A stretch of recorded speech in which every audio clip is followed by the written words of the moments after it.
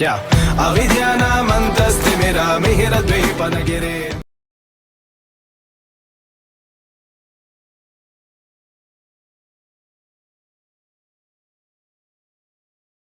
आस्था के निकेतन भगवान महावीर के चरणों में वंदना, अनंत शक्ति के स्रोत महाप्राण पूज्य गुरुदेव के चरणों में वंदना, समागत धर्म परिषद बंधुओं और बहनों। होली का प्रसंग है और यह एक लौकिक पर्व है। हर पर्व के कुछ अपने अपने अंदाज होते हैं। इस पर्व की अगर कोई विशेषता देखी जाए तो वह यह दिखाई दे रही है कि इस पर्व से भीतर में जो नेगेटिविटी है वो निकलने का अवसर मिलता है और जब कोई निषेधक भाव निकलते हैं तो व्यक्ति में खुशी आती है। इसलिए रंग उछाले जाते हैं। रंगों का त्योहार होली माना गया है और सनातन परंपरा से हिरण्यकश्यप होलिका और प्रहलाद से जोड़ते हैं। कुछ भी हो, यह एक सच्चाई है कि हर व्यक्ति रंगीला रहना पसंद करता है। हर व्यक्ति रंग भरी जिंदगी जीना चाहता है। बेरंग जिंदगी और बेरंग कपड़े दोनों ही अच्छे नहीं लगते, क्योंकि जीवन को ढकने के लिए, जीवन को संवारने के लिए रंग जरूरी है, चाहे बाहर का हो चाहे भीतर का हो। अपेक्षा है इस संदर्भ में विचार किया जाए। मैं बाहर के रंग से रंगूं, लेकिन मुझे ऐसा लगता है कि जब तक भीतर का मन, चित्त, भाव और अध्यवसाय रंगीले नहीं होंगे तब तक बाहर के रंग का इतना आनंद और लुत्फ नहीं उठा सकोगे। इसलिए हमारा धर्म कहता है, अध्यात्म के संत कहते हैं कि भाई बाहर को कितना ही सजाओ, जरूरत है भीतर को सजाने की। बाहर में कितने ही रंग लगा लो, जरूरत है भीतर को रंगदार और रंगीला बनाने की। और जो व्यक्ति भीतर से, भाव से, भावना से, विचार से, वाणी से और व्यवहार से अगर रंगीला बन जाता है तो बाहर के कपड़े बहुत ज्यादा मूल्य नहीं रखते, क्योंकि व्यक्ति के कपड़ों की पूजा आते तक होती है और गुणों की पूजा जाते वक्त होती है। आते वक्त तो सुटेड बुटेड और अप टू डेट हो, आओ सा आओ आओ विराजो, लेकिन जब गुण नहीं देखे जाते और लगता है रूप रुड़ो गुण बाई रोर रोइडे रो। राजस्थान में रोइडे का फूल आप लोगों ने देखा या नहीं? हमने देखा है। इतना बड़ा फूल होता है, अच्छी पत्तियों वाला, अच्छी कटिंग वाला होता है, रंग भी अच्छा होता है, लेकिन खुशबू के नाम पर जीरो। तो रूप रुड़ो गुण बायरो रोई डरो। जरूरत है हमारे जीवन में गुणवत्ता का विकास हो। यह होली का पावन संदेश है। और जहाँ रंगों की बात है तो मुझे लगता है हमारी परमेष्ठी 5 रंग निर्धारित है। इन 5 रंगों से अगर होली खेली जाए तो एक दिन ही क्यों, निरंतर होली खेली जा सकती है। निरंतर जीवन को रंगमय बनाया जा सकता है। तो 5 परमेष्ठी के रंगों के साथ हमारे दीक्षा ध्यान में भी परम पूज्य गुरुदेव आज श्री महाप्रज्ञ जी ने लेस्या ध्यान बताया है। और लेस्या ध्यान के साथ अगर हम पंच परमेष्ठी को अनुबंधित करके उनकी भावना और हमारी भावना का तारतम्य स्थापित करने के लिए अगर हम रंग के साथ जप करते हैं, ध्यान करते हैं, तो मुझे लगता है कि ध्यान से हमारी अनुभव चेतना का जागरण होता है और वो अनुभव चेतना हमारे भीतर हंस मनीषा का निर्माण करती है। हंस मनीषा का निर्माण इस संदर्भ में आपने सुना होगा, किसी ने देखा भी होगा, पर सुना तो जरूर है कि हंस मोती मोती चुन लेता है, हंस दूध दूध पी लेता है, बाकी छोड़ देता है। ठीक इसी तरह हम भी जब जिस परिस्थिति में किसी भी व्यक्ति को देखें, किसी व्यक्ति से मिले, किसी के साथ वार्ता आदि का व्यवहार हो, तो हम गुण को देखने का प्रयास करें। हंस बने, मक्खी ना बने। मक्खी को गंदगी इतनी पसंद है, तत्काल वो बैठेगी और हमें पता लग जाएगा यहां कोई गंदगी। आदत व्यक्ति के हाथ में है कि वो मक्खी भी बन सकता है, वो हंस भी बन सकता है, मगर सोच पर निर्भर करता है कि हमें क्या बनना है। मैं कहना चाहूंगी, हंस की तरह हम गुणों की तरफ ध्यान दें। हर व्यक्ति में कुछ न कुछ गुण होते ही होते हैं और अवगुण भी तो होते हैं, पर हम अवगुण की तरफ ध्यान जल्दी देते हैं। गुणवत्ता के विकास और प्रबोध भाव की तरफ हमारा ध्यान कम जाता है। पर अगर किसी की गलती को अंगुली निर्देश किया जाता है, तो आपने देखा होगा जब हम एक अंगुली से बताएंगे अरे क्या करते हो, तो 3 अंगुलियां हमारी तरफ आ रही है। तुम एक अंगुली से बता रहे हो तो वो ये कह रही है 3 अंगुलियां। अपना 3 बार विश्लेषण करो कि कहीं ऐसा मैं तो नहीं हूं। और मुझे लगता है अगर इस एक गुण का प्रारंभ हो गया जीवन में, तो रिश्ते खिलखिला उठेंगे। क्योंकि रिश्तों में जो दूरियां आती है उसका एक कारण टोका टोकी होता है। हर बात पर टोक देना, हर बात को कह देना। कहना भी अच्छा है, टोकना भी कभी अच्छा हो सकता है, हमेशा नहीं।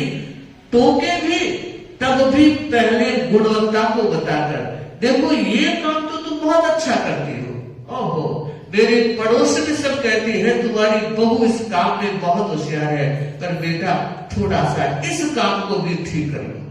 देखिए बात तो कह दी ना आपने, पर कहने का लहजा और कहने की शैली और कहने का तरीका इतना मृदु और मधुर था कि सामने वाले को लगा, उसने कहा सॉरी मम्मी, अब से मैं ध्यान रखूंगी।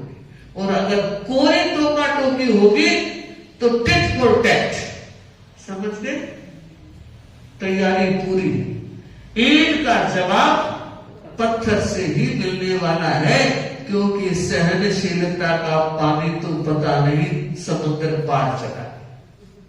इसलिए मैं कहना चाहूंगी, होली का यह त्योहार हमारे भीतर रंगों का वर्षण करे, आनंद का वर्षण करे, और हम आध्यात्मिक चेतना के निर्माण के साथ आज से अपने जीवन को रंगमय बनाने का प्रयास करें। ओम। जैसा कि आपको ज्ञात है, आज का हमारा द्विआयामी कार्यक्रम होली भी आज है। उसके बारे में भी मुझे प्रेरणा देनी थी और मैंने दी। और अब मैं चलूं दूसरे आयाम की तरफ, वो है महाश्रवणी, संघ महानिदेशिका, साध्वी प्रमुखा, शासन माता, कलेक्टर। लगता है इस धरती पर कुछ व्यक्ति असाधारण और विलक्षण होंगे। इस धरती पर कुछ व्यक्ति परम पुण्यवान होते हैं।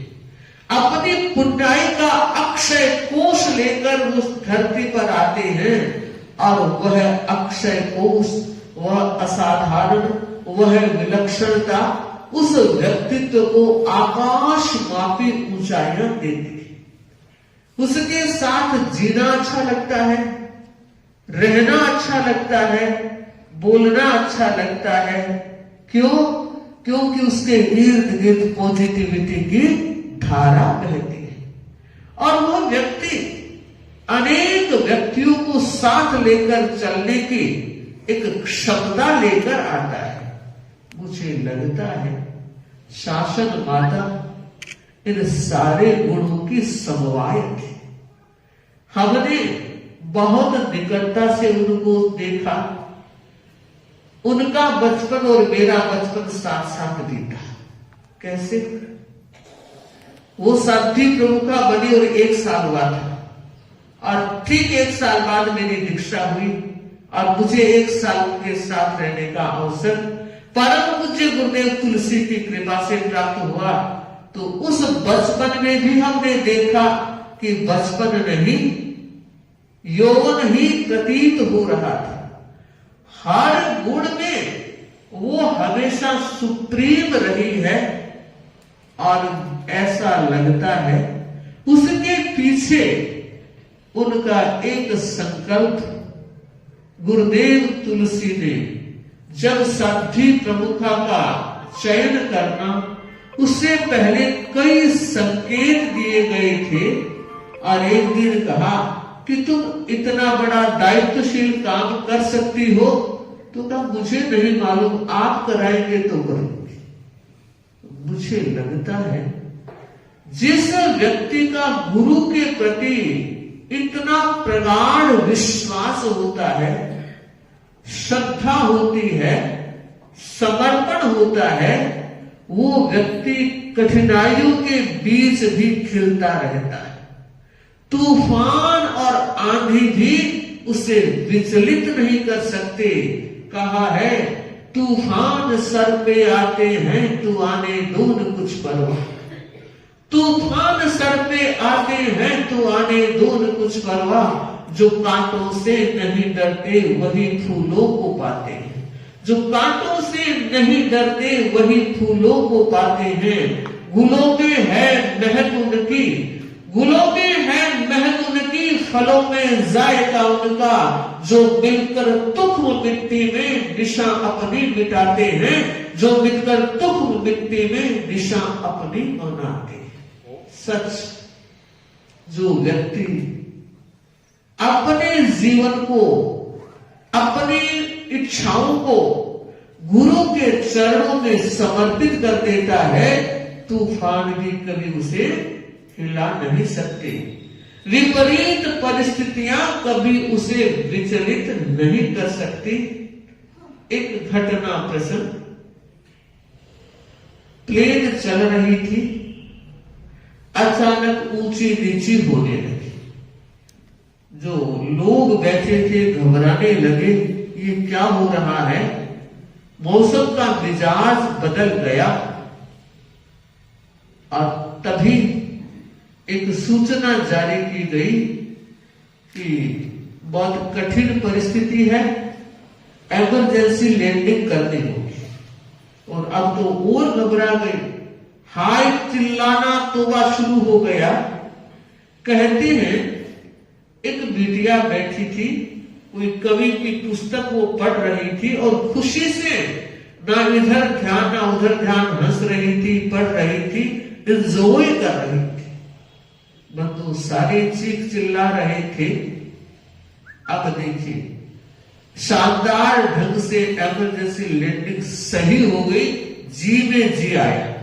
सबने एक दूसरे को सेलिब्रेट किया कि जिंदगी सुरक्षित रह गई, वरना 2 पल में क्या हो सकता था कुछ कहा नहीं जा सकता था। स्थिति संगीन थी, परिस्थितियां बहुत डिफिकल्ट थी। एक भाई ने उस लड़की से पूछा जो मात्र 10-12 साल की थी, तो कहा बिटिया, जब प्लेन में हो हल्ला हो रहा था तुझे सुनाई नहीं दिया? कि हाँ अंकल दिया। और जब इमरजेंसी लैंडिंग हो रही थी तब भी तो हंस रही थी, क्या पता नहीं लगा? सब तो रो रहे थे और तू हंस रही थी कि मुझे यह भी पता है। और अब तो तुम उतर गए ना, अब भी पता है। तो पूछा, उस परिस्थिति में सारे के सारे चीख पुकार कर रहे थे और तू हंस रही थी, क्यों? ध्यान दीजिए उस छोटी सी बिटिया का जवाब सुनिए। उसने कहा, अंकल मैं क्यों घबराती, मैं क्यों चीख पुकार करती चिल्लाती, क्योंकि मुझे पता था ना फ्लाइट चलाने वाले मेरे पापा है, और पापा के चलाने के बाद मैं बचूंगी नहीं, हो ही नहीं सकती। समझिए कितना विश्वास कि मेरे पापा फ्लाइट चला रहे हैं, वो पायलट है, कुछ खतरा है ही नहीं। बंधु, मैं इस घटना प्रसंग को यूं जोड़ना चाहती हूं कि हम भी किसी भी परिस्थिति में ऊंचे नीचे ना हो, क्योंकि हमारी फ्लाइट को उड़ाने वाले हमारे कैप्टन गुरुदेव।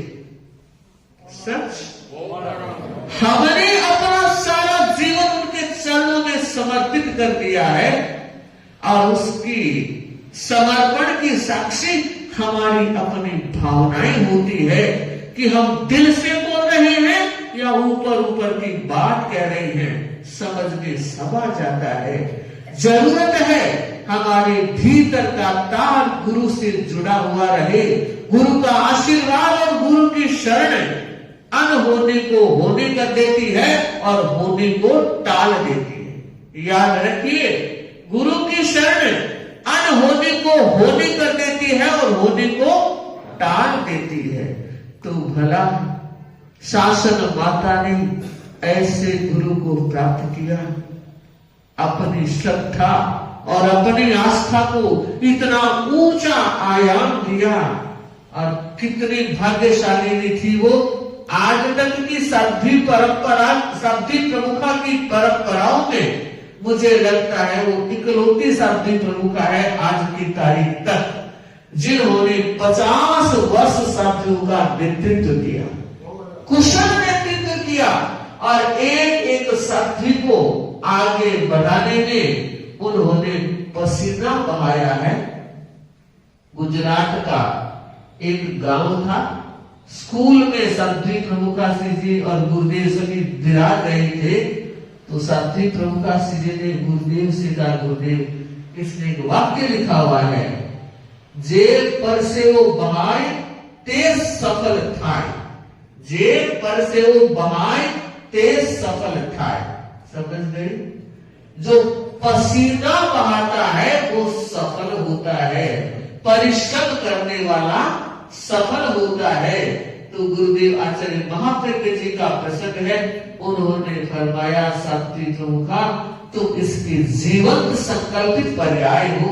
तुम्हारे जीवन में जो परिश्रम, मैं कई बार साधु संतों को कहता हूं कि हमारी साध्वी प्रमुखा श्रमशील साध्वी प्रमुखा है, विनयशील साध्वी प्रमुखा है, समर्पणशील साध्वी प्रमुखा है, श्रद्धा और निष्ठाशील साध्वी प्रमुखा।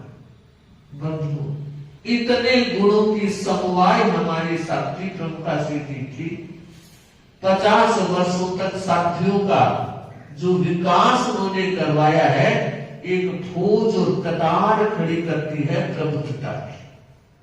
साथ ही साथ श्राविका समाज को देखूं, महिला वर्ग को देखूं, ये हमारा तेरापंथी महिला वर्ग सदैव ऋणी रहेगा, कर्जदार रहेगा साध्वी प्रमुखा लाडा जी का और साध्वी प्रमुखा कनक प्रभा जी का। साध्वी प्रमुखा लाडा जी स्वयं में इतनी पढ़ी लिखी नहीं थी, उसके बावजूद उन्होंने सदियों को और महिलाओं को रूढ़ी मुक्त करने में बहुत बड़ा योगदान दिया है। और आदर्शी तुलसी के सपने नए मोड़ को अगर सार्थक करने की जड़ को अगर माने तो प्रणाम करती हूँ साध्वी प्रमुखा लाडा श्री को कि उन्होंने इतना श्रम किया। और उसके बाद 8वें नंबर पर जो साध्वी हुई, साध्वी प्रमुखा शासन माता कनक प्रभा जी, उन्होंने स्वयं भी व्यक्तित्व अपना निर्मित किया। हर कक्षा में वो प्रथम नंबर पर हमेशा रही और साध्वियों को भी प्रथम नंबर पर रहने की वो प्रेरणा देती रही। और मुझे लगता है बड़ों के जीवन से, बड़ों के हाथ से, बड़ों के नयनों से जो आशीर्वाद मिलता है वो फलता है, वो फूलता है। तो तो हम फले और फूले, क्योंकि तीनों गुरुओं का आशीर्वाद और सभी प्रमुखाओं का आशीर्वाद हमारे साथ में है, हमारे माथे पर है। बस हमें एक ही काम करना है, उनके द्वारा निर्दिष्ट पथ पर अविराम चलते रहना है, गुरु दृष्टि की आराधना करना है, आत्मा का हित हो वैसा काम करना है, तो हमारा आत्मा का हित भी सधेगा, अध्यात्म भी फलेगा फूलेगा, धार्मिकता भी सरसब्ज बनाएगी और समाज में भी एक आनंद का माहौल होगा। तो एक बार शासन माता के चरणों में शत शत नमन, शत शत नमन, शत शत नमन। ओम।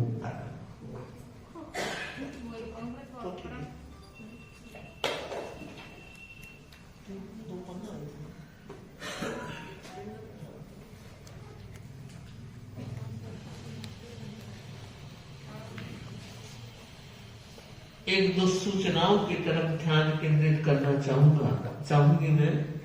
पहली सूचना है, ये एक संकल्प पत्र मुझे लाजपत राय जी ने दिया था और उनके पास तो थोड़े से ही हैं।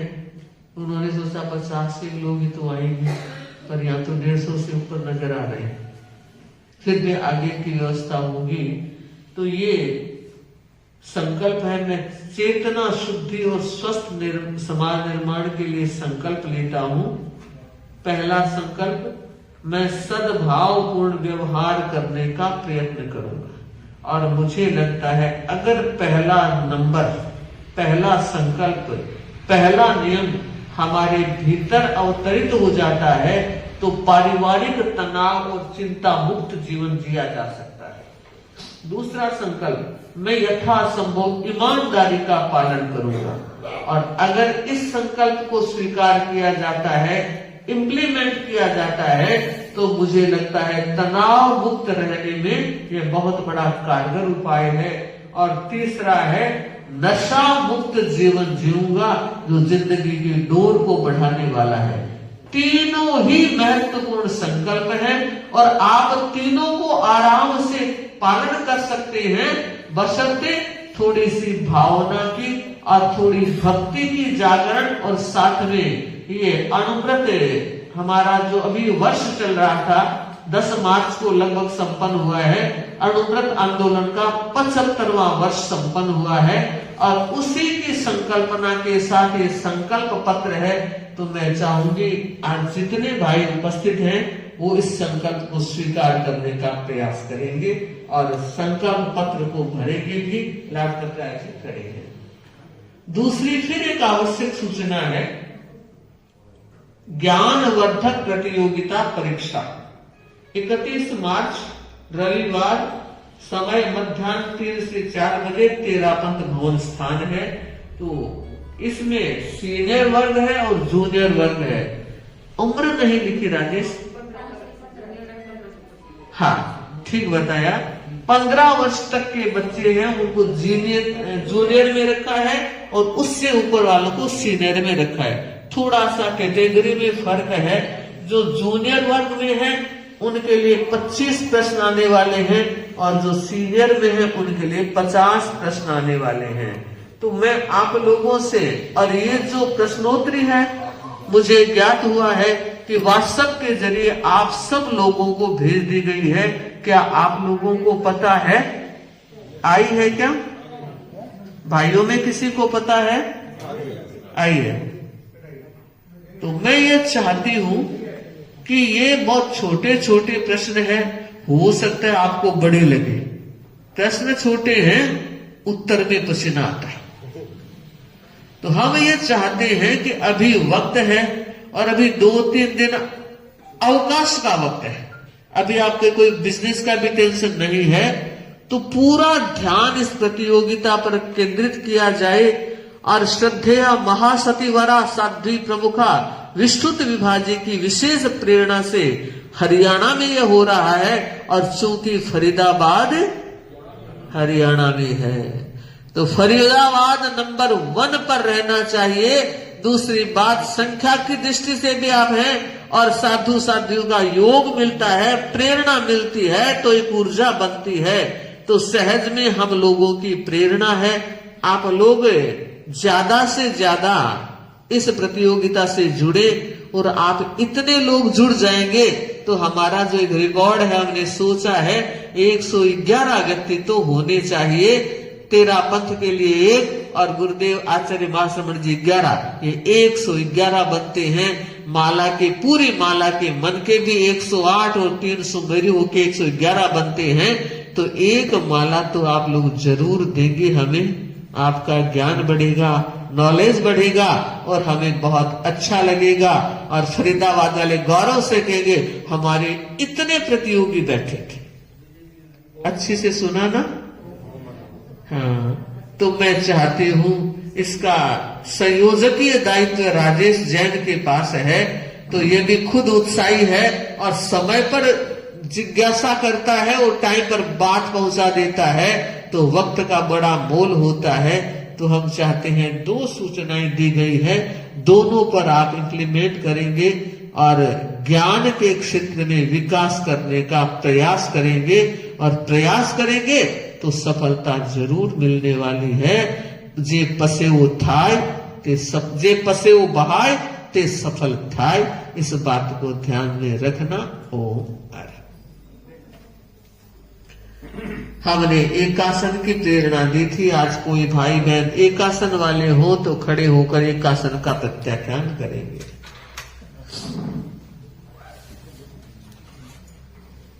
एकासन काल को छोड़कर कल सूर्योदय तक तीनों वारों के त्याग है।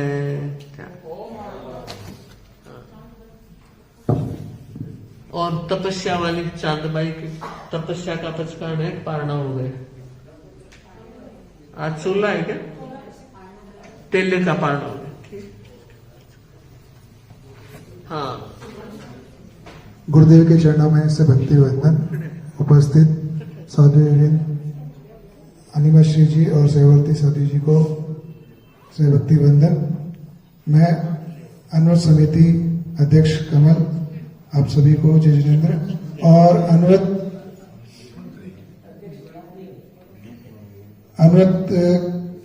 के होली मिलन के लिए और होली के अनावरण विमोचन के लिए मैं यहाँ पर निवर्तमान अध्यक्ष इंद्रचंद जी गोलछा,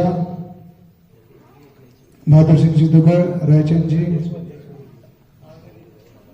और कन्हैयालाल जी को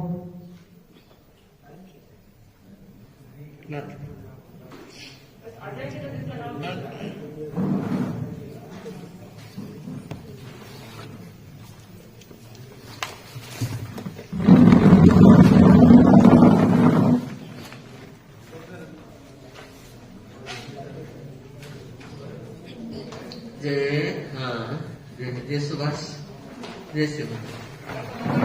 मंगल पाठ में मात्र 1-2 मिनट की देरी है, सुनना चाहे तो मंगल पाठ सुन के भी जा सकते हैं। पूरी तन्मयता और एकाग्रता के साथ सुने मंगल पाठ।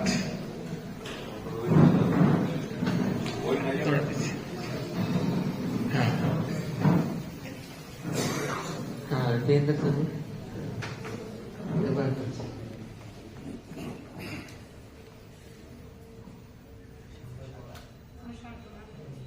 उधर घुमा दे बैनर, उधर महाराज की चत्तारी मंगलम, अनंता मंगलम, सिद्धा मंगलम, साहू मंगलम, केवली अनंतो धमो मंगलम।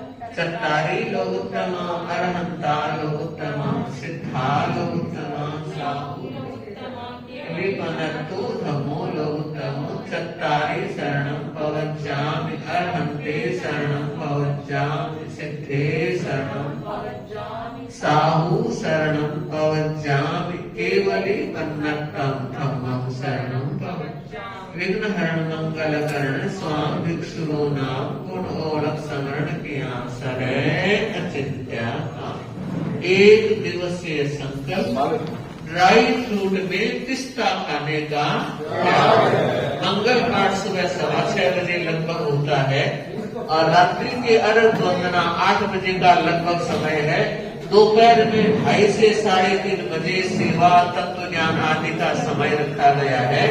आज हम देख रहे हैं दो बहनें दिशा और दृष्टि लोढ़ा, ये ट्विंस है और गीत गाने में भी दोनों का स्वर और लय एक जैसी उठती है। तो ये यहाँ आई महावीर जी और कविता ने अच्छे समय पर दोनों को उपस्थित किया और नोएडा सभा के कर्मठ अध्यक्ष भाई रणधीर जी शोभा के साथ उपस्थित हुए। मैं समाज को बताना चाहूंगी कि हमारे नोएडा प्रवास में भी बहुत अच्छा नोएडा वासियों ने दूरी होते हुए भी लाभ लिया और रणधीर जी ने अच्छा नेतृत्व किया। जी कल का व्याख्यान नहीं होगा, पूरी है वो दुलेरी है। परसों 26 तारीख का व्याख्यान कोई 8:30 से 9:30 बजे तक रहेगा। ध्यान दें 25 व्याख्यान का अवकाश रहेगा और 26 के व्याख्यान का समय 8:30 से 9:30। और आज बच्चों की भी उपस्थिति हुई है, तनुज भी दोनों को लेकर आया है और मुझे लगता है और भी भाई बहन अपने बच्चों को लेकर आए हैं। तो जब तक बच्चों की छुट्टियां हैं जरूर आगे बढ़ाने का प्रयास किया जाए।